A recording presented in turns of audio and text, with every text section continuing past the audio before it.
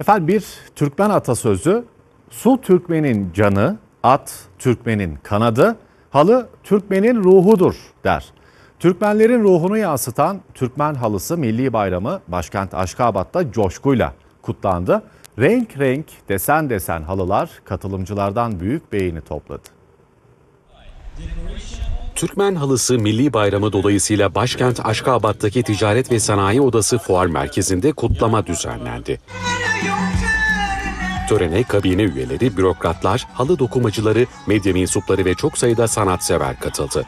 Devlet Başkanı Serdar Berdi Muhammedov, Milli Halı Bayramı dolayısıyla mesaj yayınladı. Mesajında 5 eyaleti simgeleyen halı motiflerinin yer aldığını ifade eden Türkmen lider, dünyaca ünlü halı sanatının gelişmesine devlet politikalarında özel önem verildiğini söyledi.